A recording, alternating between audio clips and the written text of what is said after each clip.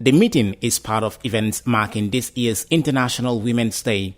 The event brought together National Assembly members and decision-makers from different ministries to dialogue on the International Labour Organization's 190 Convention to support the advocacy for the Gambia government to sign and ratify the ILO Convention 190. Honorable Usman Silla, National Assembly member for Banjul North, encourages the network to further engage MPs on the ratification of the convention so that it can be domesticated in Gambian laws. I want to assure them that this select committee will rise up to the occasion to continue giving them all the support that they need. What we are expecting is a policy formulated, as we are not a policy-making institution. We are encouraging the network and its other stakeholders, partners,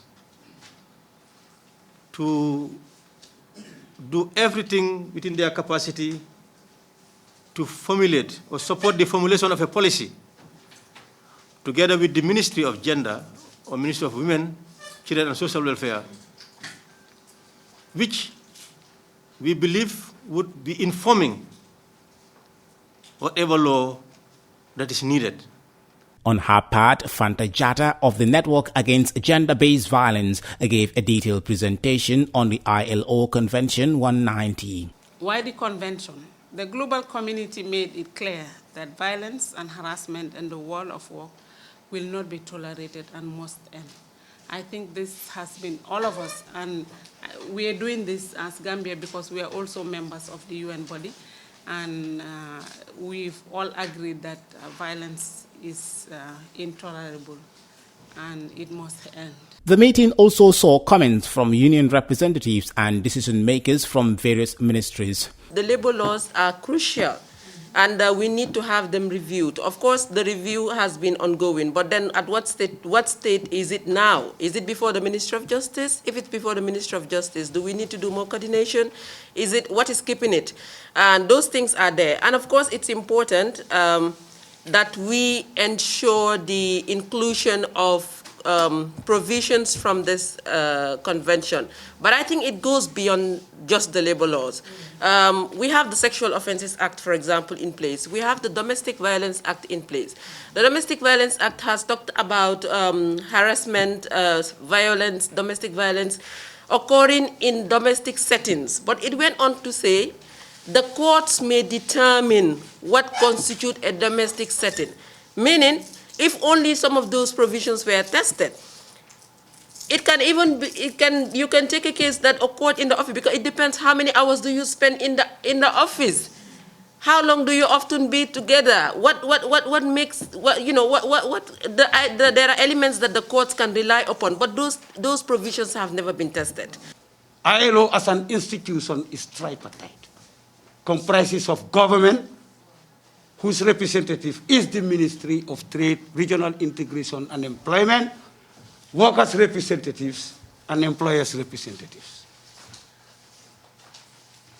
So we have been working with the Ministry of Trade for the ratification of this convention since its adoption in 2019.